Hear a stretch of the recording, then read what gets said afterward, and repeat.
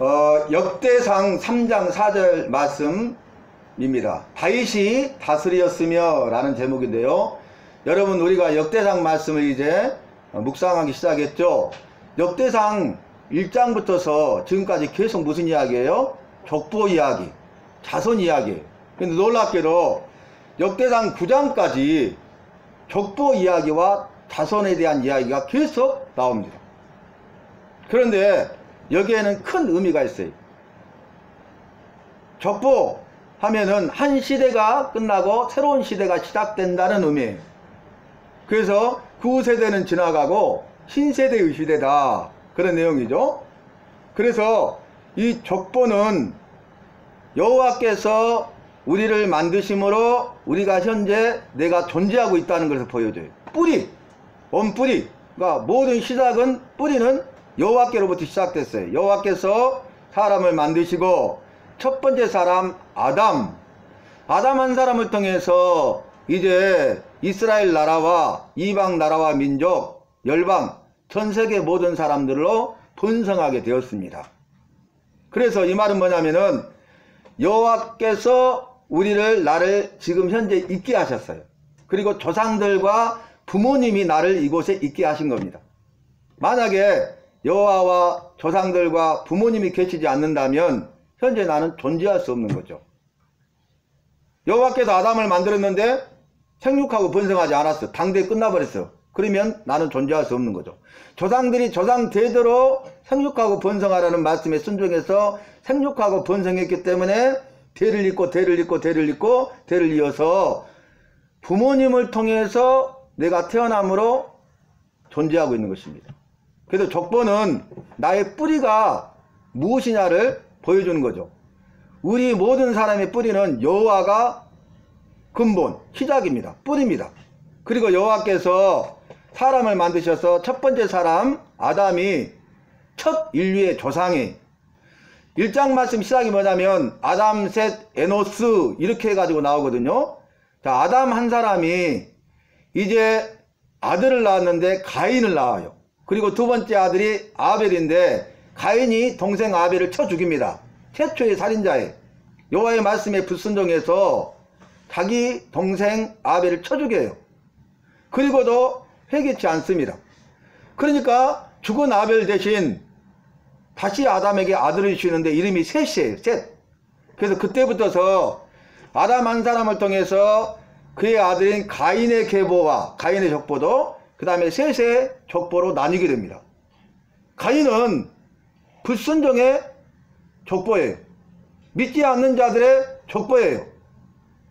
그런데 이 셋의 족보 후손들은 순종의 족보고 믿는 자들의 족보예요. 그래서 이것이 쭉 자사손손 대대로 내려왔다는 것을 족보를 통해서 보여줍니다. 그래서 지금 현재 세계 인구가 90억인데 이 90억을 둘러 나눈다면 순종하는 자가 있는가 하면 불순종하는 자, 둘 중에 하나예요. 여호와와 여호와의 말씀에 대해서 순종하는 사람이냐 불순종하는 사람이냐, 여호와와 여호와의 말씀에 대해서 믿는 사람이냐 믿지 않는 사람이냐, 이렇게 둘로 나뉘게 된다는 거예요. 그래서 이 족보의 의미는 뭐냐면은 여호와와 조상들과 부모님께 감사해야 된다, 이 메시지를 주시는 거예요. 내가 하늘에서 뚝 떨어진 것이 아니, 내가 스스로 만들어진 것이 아니, 스스로 이 땅에 태어난 것이 아니, 여호와가 계시지 않으면, 조상들이 계시지 않으면, 부모님들이 계시지 않으면은 나는 존재할 수 없다는 거예요. 그래서 창조의 질서를 정하셨어요. 모든 것을 때를 따라 때와 기한을 정하시고 아름답게 하셨어요. 그래서 모든 것에는 질서가 있는 것입니다. 창조의 질서에 따라서 우리는 살아야 돼요. 그래서 창조의 질서는 뭐냐면 연장자의 질서, 이 권위의 순복이어야 돼. 첫 번째가 연장자예요. 이 땅에 먼저 태어났잖아요. 조상들을 우리의 청지기로, 부모를 우리의 청지기로 맡기셔서 조상들을 통해서 자자손손 죄를 짓고 부모님을 통해서 나를 양육하게 하셨어요. 그래서 그런 연장자의 질서가 필요하고, 두 번째는 권위의 질서입니다. 여호와께서 권위를 주셔서 권위로 세우셨어요. 그러니까 교회 수장로님이 연세가 70이 넘으시고 젊은 담임 목사가 40된 담임 목사가 왔어요. 그러면 연장자의 질서에 순종해서 목사임에도 불구하고 장로님에게 장로님 이렇게 연장자의 권위에 순종해야 되고, 70이 넘은 장로님은 내가 장로고 내 막내 아들뻘이다 해가지고 그렇게 하면 안 되고, 이 권위의 질서가 있잖아요. 그러니까 장로님도 목사님 이렇게 하면서 교회에 관계된 일에 대해서는 무조건 순종해야 되는 거예요. 그래서 연장자의 질서, 권위의 질서를 주신 거예요. 이 세상을 만들 때 흑암이 혼돈하고 깊은 가운데 있고 공허하고 무질서에 있다는 거잖아요. 질서가 없었어요. 그런데 질서 있게 세상을 창조하시잖아요. 그래서 우리 여호와는 질서의 여호와예요. 질서를 무너뜨리게 하고 파괴하는 자는 악한 사탄이. 그래서 질서를 파괴한 첫 번째가 사탄이잖아요. 천사였잖아요, 루시퍼가. 그런데 그 천사들이 여호와를 수종드는 일을 하는데 그것이 질서인데, 그 여호와의 권위에 순종하는 것이 질서인데, 루시퍼가 그걸 깨버리잖아요. 질서를 무질서하게 만들잖아요. 자기가 여호와가 되고 싶은 욕심이 생긴 거예요. 그래서 거부하고 대적하잖아요. 그래서 하늘에서 쫓겨나요. 그래서 이 세상에 와서 이 세상에 지배하면서 공중에 권세 잡은 자로 이 세상에서 사람들을 미혹하고 유혹해서 죄를 범하게 하고 넘어지게 하고 죽게 하고 망하게 하고 지옥 형벌을 받게 하고 있잖아요. 여러분, 질서가 깨지면 큰일 납니다. 오늘 그걸 족보에서 보여주고 있는 거예요. 그래서 네 부모를 공경하라, 주 안에서 네 부모에게 순종하라, 이렇게 말씀하고, 십계명에도 그 말씀을 주시고, 십계명은 1계명부터 4계명까지는 여호와를 사랑하는 법이고, 5계명부터 10계명까지는 사람을 사랑하는 법이잖아요. 그런데 이 사람을 사랑하는 첫 계명이 5계명이 내 부모를 공경하라. 사랑의 계명을 주셨는데 우리 주님이 말씀하셨죠. 사랑의 계명을 내게 주노니 내가 너희를 사랑한 것 같이 너희도 서로 사랑하라. 그러면서 사랑의 계명을 뭐라 했어요? 여호와를 사랑하고 내 이웃을 사랑하라 그랬어요. 1계명부터 4계명까지 지키는 사람은 여호와를 사랑하는 사람이, 5계명부터 10계명까지 지키는 사람은 이웃을 사랑하는 사람이, 여호와를 사랑하고 이웃을 사랑하는 여호와의 말씀에 순종하는 사람이고 믿는 사람이 틀림없어요. 우리가 그렇게 하지 못한 것에 대해서는 죄에 대해서 철저히 회개하고 돌이켜야 되는 것입니다. 왜냐하면 이것은 여호와의 말씀이기 때문에 그래요. 누구도 변개할 수 없고, 여호와의 말씀은 세상이 없어진다 할지라도 1.1핵이라도 하나도 땅에 떨어지지 아니하리라. 그대로 이루어지리라. 푸른 마르고 꽃은 시드나 여호와의 말씀은 영영이 있도다. 믿으십니까? 이 세상은 변화해도 우리 여호와는 변하지 않고, 세상은 변화해도 여호와의 말씀은 변하지 않는 거예요. 여호와의 말씀은 반드시 그대로 이루어지는 거예요. 그렇기 때문에 우리는 그것을 알고 믿는 사람이기 때문에 여호와를 믿고 따르고 여호와의 말씀을 믿고 따르고 순종하는 삶을 살아가는 것입니다. 여호와를 가장 크게 두려워하여 우리가 이 세상에 있는 것들을, 사람들을 의식하거나 두려워하지 아니하고, 악한 사탄 마귀를 두려워하지 아니하고, 우리가 죽음의 이기 가운데서도 죽음을 두려워하지 아니하고 우리의 믿음을 지킬 수가 있는 것이에요. 그래서 이 족보의 의미는 아주 귀한 의미들이 있는 것입니다. 그리고 세 번째 보면은 족보 가운데, 자, 아브라함을 말하고요, 쭉쭉쭉 자손을 나오는데 주요 인물을 가지고 생각해 보면 아담이 나오고 그 다음에 노아가 나와요. 그 다음에 아브라함이 나와요. 1장 말씀 보면. 그래서 이 아담은 첫 인류의 조상이 첫 번째, 노아는 새 인류의 조상이, 죄를 범하고 죄가 가득 차서 끝까지 해결치 않으니까, 홍수로 심판한다고 말해도 끝까지 해결치 않으니까 이제는 그 말씀을 이루시는데, 홍수로 세상을 심판하시고 다 죽게 만드시고 노아의 8명의 가족을 통해서 새로운 인류가 번성하여 지금까지 이르게 된 거잖아요. 그래서 새 인류의 조상이 노아예요. 그 다음에 아브라함은 믿음의 조상으로 부르셨습니다. 그래서 아브라함과 이삭과 야곱의 여호와 그랬는데, 아브라함의 그 손자인 야곱의 12명의 아들 증손자 때에 이스라엘 나라가 이루어져요. 그리고 아까 말했던 가인의 후예들, 가인의 족보, 믿지 않는 자들, 불순종의 자식들, 이들의 본성이 뭐냐면은 이방 나라와 이방 민족이 이루어진 거예요. 지금 보면은 이스라엘 한 나라로 본다면 그 다음에 260개가 넘는다고 그래요. 그러면 나머지 나라는 이방 나라예요. 우리는 한국은 그 이방 나라 중에 한 나라예요. 그런데 아브라함을 믿음의 조상으로 불러가지고 아브라함아 너는 본토 친척 아비 집을 떠나 내가 지시할 땅으로 가라. 그러면 내가 너에게 복을 주리니 네가 복의 근원이 될 것이라. 너를 축복하는 자에게 내가 복을 내리고 너를 저주하는 자에게 내가 저주를 내리마. 틀림없이 복의 근원이 되게 한다는 거잖아요. 그러면서 세 가지 복을 약속하셨어요. 땅과 자손과 민족의 복을 약속하셨어요. 그런데 시간은 걸렸지만은 아브라함 당대의 땅의 약속이 이루어지고 아브라함 당대의 자손의 약속이 이루어져요. 그런데 민족의 복은 그의 중손자 때 이루어집니다. 그의 손자인 야곱의 12아들 중손자, 그 12명의 중손자를 통하여서 12지파 이스라엘 나라를 이루게 하셨어요. 여호와의 말씀이 틀림없이 이루어지는 것을 족보를 통해서 보여주고 있는 것입니다. 그런데 그 다음 장에, 이 장에 무슨 말씀이 나오냐면 이제 아담과 노아와 아브라함을 이야기한 다음에 주요 인물이 누구냐면 다윗이에요. 다윗. 그런데 다윗을 말하기 전에 이 장에 유다 지파를 이야기합니다. 유다. 야곱의 12명의 아들 가운데 한 사람이 유다를 이야기해요. 특별히. 그 다음에 유다를 이야기한 다음에 누구를 이야기하냐면 다윗을 이야기합니다. 그 이유가 있어요. 그게 뭐냐면은 선악을 알게 하는 나무를 따먹는 날에는 정령 죽는다. 반드시 죽는다. 위험하다. 네가 죽기 때문에 먹어서는 안 된다. 사랑하기 때문에 알려줬는데 사단이 시험하니까 유혹에 빠져가지고 사단처럼 이 아담이 여호와와 같이 되고자 하는 욕심이 된 거예요. 그래서 사단처럼 불순종해요. 그래서 선악을 알게 하는 나무를 따먹어서 죽게 된 거예요.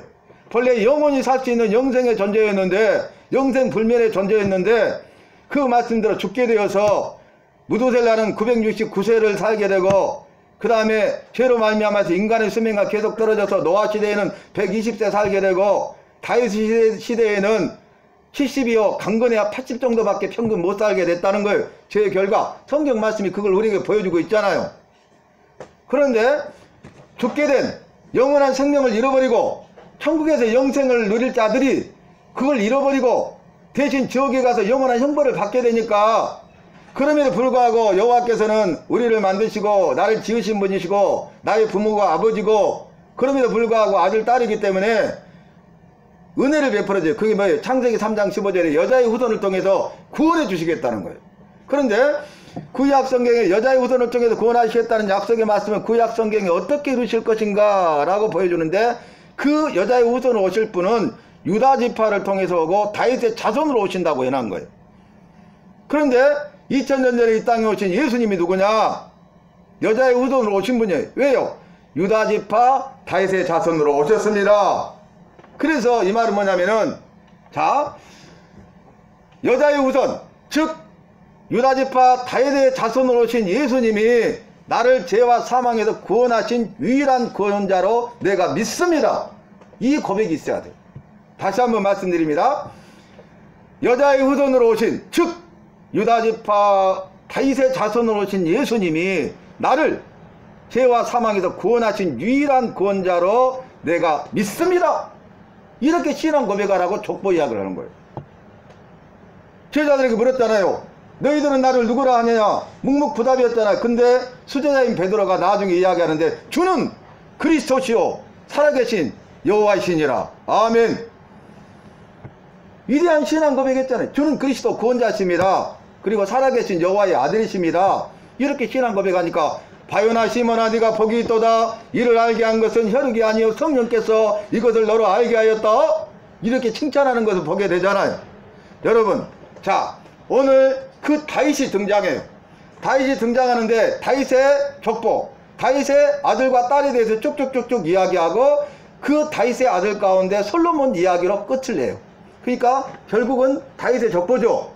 그런데 오늘 본문 말씀이 뭐냐면은 다윗이 헤브론에서 7년 6개월을 다스렸고 예루살렘에서 30년 동안 다스렸도다. 이렇게 말을 하고 있잖아요. 33년. 그러니까 결국 40년 6개월 동안 다스린 거예요. 그럼 보십시오. 여러분, 다윗이 어떤 사람인가를 알아야 돼. 다윗은 이새의 아들로 태어났습니다. 이새는 아들들이 있었는데 그 수많은 아들들 가운데 막내 아들로 태어났어요. 여러분, 말째로 태어나면 사랑을 받거든요. 부모로부터 사랑을 받고 형제들부터 사랑을 받잖아요. 아들이든 딸이든 막내로 태어나면요, 사랑해주고 예뻐해줘요. 그런데 다윗은 어떻게 살았습니까? 막내로 태어났는데 사랑받지 못했어요. 천덕꾸리였어요. 천대받았어요. 그래서 이 다윗은 막내임에도 불구하고, 그리고 아직 어린 소년임에도 불구하고 들에 보내서 그 거칠은 광야에서 양을 치는 목동의 삶을 살게 했어요. 얼마나 척박하고 거칠고 메마른 황폐한 땅입니까? 동물도 식물도 살기 어려운 곳입니다. 낮에는 너무나 덥고 저녁에는 너무나 춥고 하루 동안에 극심한 여름과 극심한 겨울을 체험하게 되는 그런 어려운 지역이잖아요. 그리고 양을 치는 것은 얼마나 힘든 일입니까? 마실 물이 없어요. 그 양들을 이끌고 마실 물을 찾아다녀야 돼요. 그 더위. 먹을 꼴이 없어요. 목초지를 찾아다녀야 돼. 끌고 다녀야 돼. 유리 방황해야 돼요. 그리고 홀로 광야에 남겨 있습니다. 그리고 이제 악한 짐승들이 양을 잡아먹으려고 흡집담담 노리잖아요. 사람도 노리잖아요. 그런 위험한 처지에 있었어요. 그런데 다윗은 일로 인하여서 원망하거나 불평불만하지 아니하고 그 소년 목동 다윗은 자기 주어진 일에 대해 최선을 다합니다. 그래서 날마다 추위와 더위를 무릅쓰고 그 어렵고 힘든 일을 요즘으로 말하면 정말로 사람들이 삼비해가지고 하기 꺼려하는 그러한 일들을 하고 살았어요. 날마다 피곤하고 날마다 옴짝달싹 못할 정도로 힘들고, 그 다음날 아침에 일어나기 힘들어도 몸이 무거워도 일어나서 양들을 돌보고 악한 짐승으로부터 양들을 지키기 위해서 물맷돌을 연습해가지고 물맷돌을 던져서 악한 짐승을 맞춰서 쫓아내고 양들을 지키고는 그런 일을 했던 사람이. 그런데 여호와께서 사무엘 선지자에게 너는 이새의 집에 가서 그의 아들 중에 한 사람에게 기름을 부어서 왕을 삼으라. 예, 이새의 집에 갔어요. 그랬더니 선지자 사무엘이 오니까요, 진소성찬을 다 음식을 준비해 놨어요. 잔치가 벌어진 거죠. 그런데 첫째 아들이 딱 오니까 와, 왕감이야. 기골이 장대하고 키도 크고 인물도 좋고 광채가 나는 거예요. 왕감이. 그러니까 사무엘 선지자 보기에도 왕감이라 말할 것도 없이 기름을 부어서 안수하려고 하니까 아니다. 둘째로 오니까 왕감이야. 아니다. 셋째도 아니다. 다섯째도 여섯째도 일곱째도 아니다. 아니, 이새 집에 가서 그 아들 중에 한 사람에게 기름을 부어 왕으로 살아겠는데 다 아니라고 하면 어떻게 됩니까? 그때 물어봤어, 이새에게. 이 애는 아들이 없느냐 하니까 말째가 있는데 들에서 양을 치고 있나이다 그랬어요. 여러분 보세요. 이렇게 그때라도 와서 잔치에 참여하게 해야 될 것 아니. 그런데 다윗은 그런 상황까지 있었어요. 전대받았어요. 전덕꾼이었어요. 소망이 없었습니다. 미래가 없었습니다. 그렇게 살다가 죽을 사람이었습니다. 그 상황과 환경을 자신의 힘과 능력으로는 바꿀 수 없는 상황 가운데 있었습니다. 그런데 그를 데려와라. 그를 데려오기 전에는 내가 음식을 먹지 않겠다. 그 말은 뭐 이새가 아이고 어디고 볼품도 없고 키도 작고 얼마나 시커멓게 탔겠어요. 부끄럽습니다. 왕이 될 만한 아들이 아닙니다. 이랬을 것 같아. 그러니까 그를 데려오기 전에는 내가 음식 안 먹는다. 그런 거예요. 데려왔는데 볼품이 없어. 사람 보기에, 선지자 보기에도. 그런데 여호와가 뭐라고 합니까? 사람은 예물을 보거니와 나 여호와는 마음의 중심을 보느니라. 그에게 기름을 부어 왕으로 삼으라. 여러분, 다윗이 그렇게 어렵고 힘든 가운데 천덕꾸리로서 천대받으면서 그런 감당에 힘든 노동을 하면서 날마다 피곤이 아버지 상접하고 옴짝달싹 못하는 그런 가운데 외롭고 두렵고 죽음의 위기 가운데 고난 가운데 있을 때에 그가 원망불평하지 아니하고 자기 주어진 일에 최선을 다하고 성실함을 임하고 있을 때 누가 아는 사람도 없고 알아주는 사람도 없었고 보는 사람도 없었어요. 누가 보지도 않고 알아주는 사람도 없고 알아주지도 않았지만은 우리 주님은 보고 계셨고 우리 주님은 알고 계셨고 우리 주님은 알아주신다는 거예요. 그래서 우리 주님이 그 중심을 보시고 다윗을 왕으로 세웠어요. 이것이 다윗을 향하신 여호와의 은혜입니다. 그래서 다윗이 삶이 달라지는 거야. 소년 목동으로서 죽을 때까지 목동으로 살다가 죽을 다윗이, 소망도 없었던, 미래도 없었던, 비전도 없었던 다윗이 자기 일에 주어져서 최선을 다하고 성실함의 열매를 맺으니까 자기 일에 근실한 자가 있느냐? 저는 왕 앞에 설 것이요 라는 잠언의 말씀과 같이, 여러분 아무리 힘들고 어려운 곳이라 할지라도 주님이 보내신 곳이 맞다면 그것이 내가 훈련받는 훈련 장소라고 생각하시고 여러분 거기서 잘 인내하고 견뎌내야 돼. 그래야 인내의 법을 배우고 인내하는 사람이 되고, 그래야 우리의 믿음의 삶에 있어서도 믿음의 인내를 통해서 그 모든 문제를 이기고 감당하고 천금같이 나올 수 있는 것입니다. 어디 가나 그 모든 어떤 일이라도 감당할 수 있는 것입니다. 이번 주에 전도사로 이렇게 결정돼 갖고 교회를 갔는데 너무 힘들게 한 거예요. 너무 바쁜 거예요. 전도사인데 파트타임 사역자인데 대우는 풀타임 사역자 이상이야. 내가 들어봐도 정말 내가 이 30몇 년 전에 전도사 할 때보다 더 빡세게 막 돌리고 있는 거야. 그러니까 너무 힘들다고 저한테 이제 고충을 이야기해요. 응? 이해는 돼. 그런데 내가 그랬어요. 지금 그만두지 말고 지금부터 1년 동안 더 해라. 1년 동안 버티고 견뎌라. 그러면 주님이 너에게 주신 은혜와 복이 있을 것이다. 주님은 다 보고 계시고 알고 계시고 알아주신다. 그래갖고 1년 동안 버티겠다고 약속을 했어.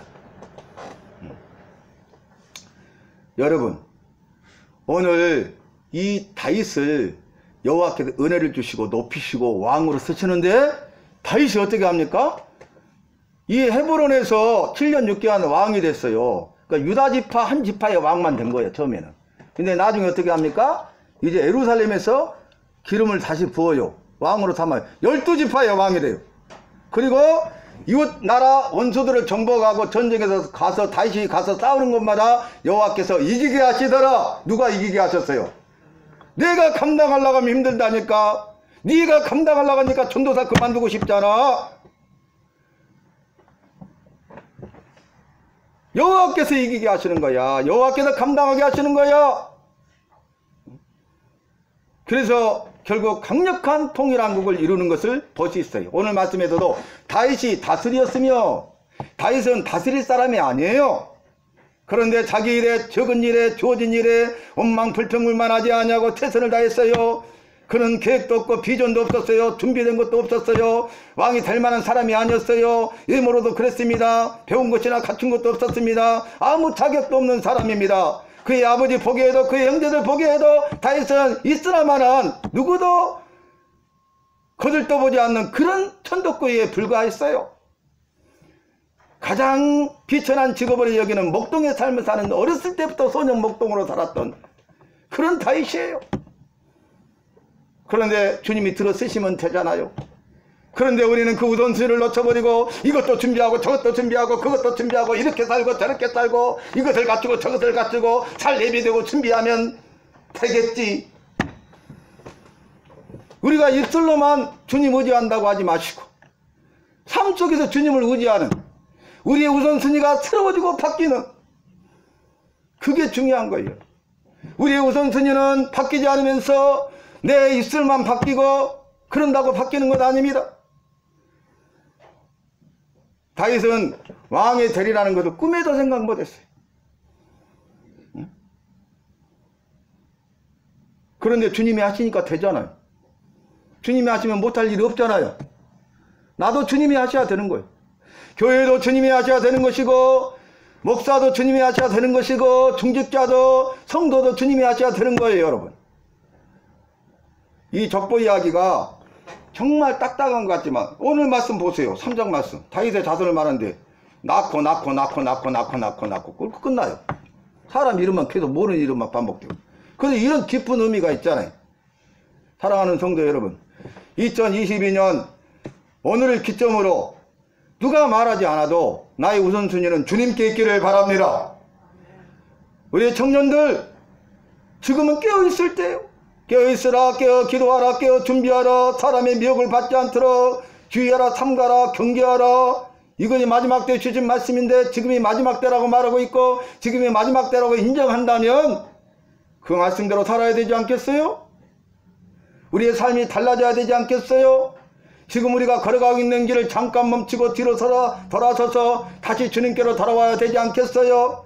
여호와께로 돌아와야 되지 않겠어요? 우리의 믿음을 새롭게 해야 되지 않겠습니까? 주님을 위해 살아야 되지 않겠습니까? 주님을 기쁘시게 하는 삶을 살아야 되지 않겠습니까? 결론인데요. 어떤 분이 저한테 기도하고 싶다고 기도 제목을 2가지나 3가지만 주세요 그러더라고요. 그래서 제가 그랬어요. 첫 번째 기도는 모든 일에 주님을 기쁘시게 하는 삶을 살고 그런 훈련을 잘 통과하게 해주세요. 모든 일에 주님을 기쁘시게. 그거. 그 다음에 2번째는 많은 영혼들을 구원하여 살리는 데 쓰임받게 해주세요. 그 훈련 2가지를 제가 그분한테 문자로 보내드려요. 제가 생각을 해봤어요. 생각을 해봤더니 그 훈련이 필요한 것 같아요. 모든 일에 주님을 기쁘시게 한다. 정말 힘든 일이죠. 그러니까 그것이 나에게 기준이 돼가지고 그렇지 않는 부분에 대해서 내가 훈련받는 시간이 될 거예요. 그 다음에 2번째는 어제 제가 그거 보내면서 많은 영혼들을 구원하여 살리는데 내가 하는 거 아니잖아요. 주님의 은혜가 필요하잖아요. 그죠? 그래서 이런 훈련을 받아서 그 기도 제목이 이루어져서 주님을 기쁘시게 하면 주님이 은혜를 주시고 다윗과 같이 들어 쓰시면 많은 영혼들을 구원하여 살리게 되는 거예요. 그런데 그 우선순위가 되어 있지 않냐면 우리가 어떤 계획과 어떤 프로젝트를 가지고 어떤 열심을 가지고 해도 그 일이 이루어지지 않는다는 거예요. 여러분 행복하세요? 행복하십니까? 다윗은 행복했어요. 여호와는 나의 목자시니 내가 부족함이 없으리로다. 내 잔이 넘치나이다. 원수의 목전에서 나를 지키시고 상을 베푸시나이다. 내가 사망의 음침한 골짜기를 다닐지라도 해를 두려워하지 않는 것은 주께서 나와 함께 하시기 때문이라. 그러므로 내가 여호와의 집에 영원히 거하리로다. 이게 결론이에요. 앞에 것이 중요한 것이 아니라 여호와의 집에 영원히 거하겠다는 거예요. 삶의 체험이 있었기 때문에, 그런 고백과 간증이 있었기 때문에. 삶의 체험과 고백과 간증이 없는 사람은 여호와의 집에 영원히 거하지 못해요. 바람이 흔들려 버려요. 기분의 감정이 흔들려 버려요. 나왔다 안 나왔다 그래요. 상황 환경에 따라서 요지부동 해야 되는데 요지부동 하냐고 그냥 바람에 날리는 초기와 같이 날려버리는 거예요. 마귀가 까불어 버리는 거예요. 세계를 제패했던 나폴레옹이 자기 말년에 감옥에 있으면서 자기 인생을 돌아봤어요. 그래서 자기는 행복을 위해서 추구해서 여기까지 왔고 행복하다고 생각했어. 근데 감옥에서 자기 삶을 돌아보니까요, 진짜 행복한 날이 딱 6일밖에 없었다는 거예요. 6일. 불행했다는 거예요. 그런데 헬렌 켈러, 장애를 한두 가지 가진 게 아니라 다중장애인이잖아요. 그런데 헬렌 켈러는 행복하다고 그랬어. 나는 날마다 행복하다고 그랬어. 뭐가 다릅니까?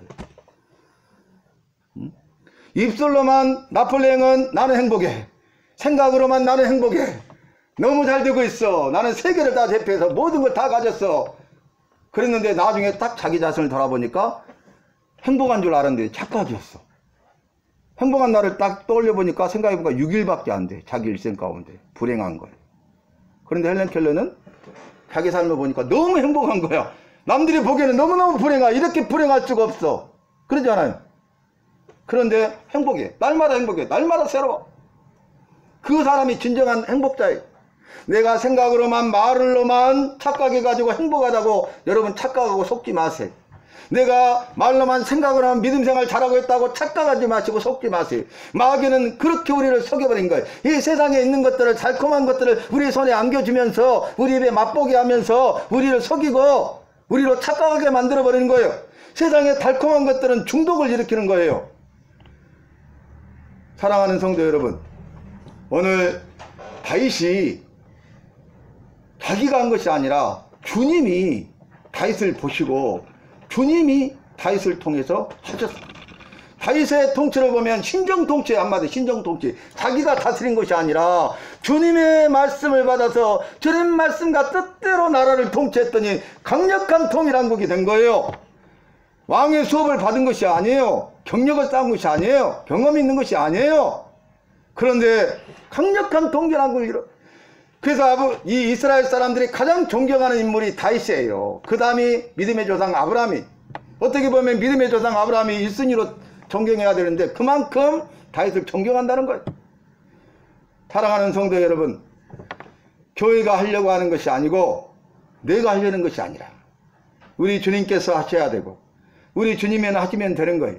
주님이 교회를 통해서 하시고 주님이 우리를 통해서 하시고 주님이 나를 통해서 하실 수 있도록 그렇게 쓰시도록 쓰임받을 수 있도록 우리가 우리의 삶의 우선순위를 주님께 두고 날마다 말씀을 연 기도 훈련을 잘 받아서 믿음으로 나아감으로써 우리 교회와 속한 성도들 오늘 예배드리는 저와 여기에 있는 한 사람 한 사람이 아름답고 위대하게 탁월하게 다윗처럼 쓰임받아서 주님 앞에 큰 영광 드리고 주님 앞에 잘했다 인정받고 칭찬받는 저와 여러분이 되시기를 바랍니다. 그래서 다윗이 물맷돌 던져가지고 나중에 어떻게 쓰임받아요? 왕이 되기 전에? 골리앗과 싸움에서 이기잖아요. 자기 일에 충실하지 않았다면 그때 나갈 수도 없었어요. 나가면 죽어요. 그런데 그 물맷돌을 가지고 한 방에 명중시켜버렸잖아요. 5개를 가져갔는데 하나만 쓰고 끝났어요. 이 투구와 갑옷을 다 하고 전신 무장하고 앞에 20-30명이 딱 지키고 호위하고 있으니까 헛됨이 없어. 퍼펙트해. 암벽에. 어떻게 그놈을 죽여. 그러는데 총도 아니고 총으로 맞추기도 힘들어요. 내가 명사수예요. 군대에서. 그런데 백발백중한 사람도요.